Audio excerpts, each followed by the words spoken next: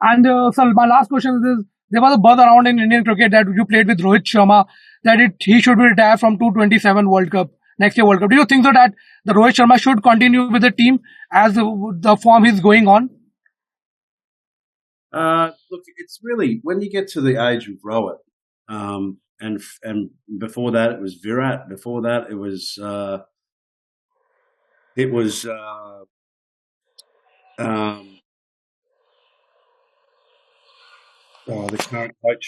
current coach of India. I've just drawn a blank. Gautam Gambhir. Gautam Gambhir. You know, my point is that it goes on and on. You can't play the beautiful game forever. And so when you do get to the age where you're starting to get asked a question a lot, and Rohit gets asked a question: is it the IPL that'll go? Is it international cricket? You know, he's retired from Test match cricket. And so it's only him that can realise whether or not you've got the fight of a lion to continue charging through what is an incredibly busy schedule. You have to have a young man's energy to compete at the very highest level. So it'll be really his call.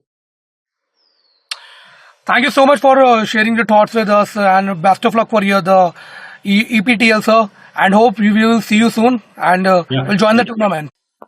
You also played with India and Indian team a lot, and what do you see the difference on that area at your era team and today's youngster team? What are the difference you see in Indian team this time? Look, I think that good cricketers are good cricketers. It doesn't matter if you're comparing the times of the Bradman era or the times of the Sachin Tendulkar era or Sourav Ganguly era. The regular and full membership nation teams are always full of very good cricketers. And what we're seeing now is in Indian cricket is a fantastic young group of players that have much to prove across all formats of the game. And when you look at things like the World Test Championship, where the relevance of Test match cricket is prioritised because of the point system, you see that India, in spite of being a great team, have a winning percentage of less than 50%. You know, they've played nine games in this tournament, World Test Championship calendar, and they've lost 4 and won 4, and they've had 1 draw. You know, so I guess in many ways, India as a cricketing nation have also, under a brilliant captain in Shubman Gill, got many challenges to face. None of which is more important than the survival of Test match cricket, and largely the success of the IPL has been born, as I mentioned before, on the success of the shorter formats of the game. And I feel India are in a much better position to continue their winning ways in the short formats, 50 over in particular T20 cricket. And they do have some work to do, as most nations do, in and around their test and longer formats. So I'm sure Shubman Gill will be up to that challenge. He's a wonderful young man and good leader, and he's got a good team around him, albeit a team that's going to need to perform, some younger players, some more experienced players. But they've got a job to do ahead of the World Test Championship final, which is when? The 9th to the 13th of June next year. So, and do you see that young kid from India, 15-year-old Vaibhav Suryavanshi? He's also a left-handed batsman like you. So what's your idea and stake on him? Do you see him to bat? Yeah, look, I think Vaibhav is and does have an incredibly immense pool of talent. And we have all been very excited, either as broadcasters or coaches, to see the development of Vaibhav. But as he's found out, you know, that it's also at the very highest level, there's some work to do, and I'm sure that he'll embrace that. He's a good young kid and really got some outstanding potential. And it'll really be up to him as to how he wants to continue his playing career. Many say that he maybe is a short format player only. I personally disagree with that. I feel like Vaibhav has got potential in the longer format of the game as well, where fitness is one part of it, but it's mostly about mental strength.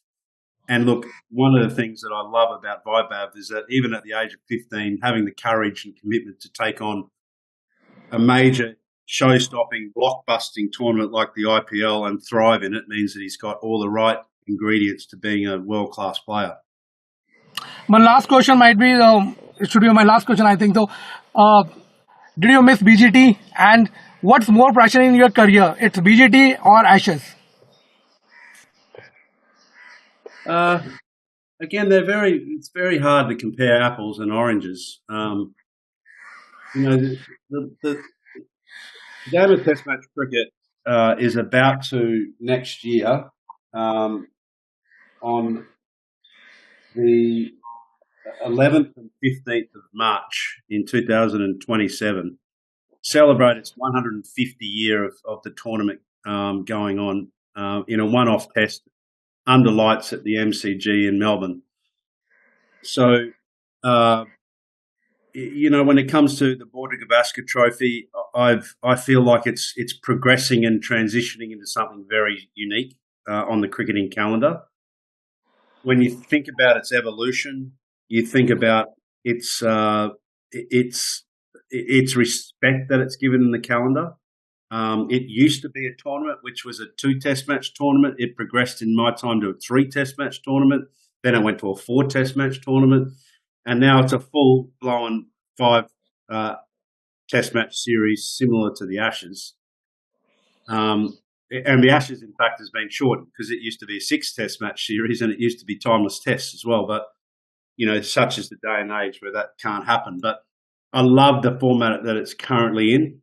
I think it's one of those tournaments that's starting at the end of January in a window which is going to mount a really compelling case, across the cricketing calendar, because you'll have Australia coming off their summer, you'll have India coming into their IPL season. And what's most compelling about it is that there will be in the race or road to the Test World Championship a make or break type tournament for either Australia or India, because such is it that the points will be tight, no doubt, when it comes to that particular event. And as I mentioned the date before, on the road to the Oval, they're going to be really significant points, not only to who's going to win the Border Gavaskar Trophy, but also who's going to make that. But where you had more pressure on your time, it's in Ashes or in BGT, playing BGT? Which is the most pressure? I don't think you get an answer out of me there. It's just different, is my point. They're just a different tournament.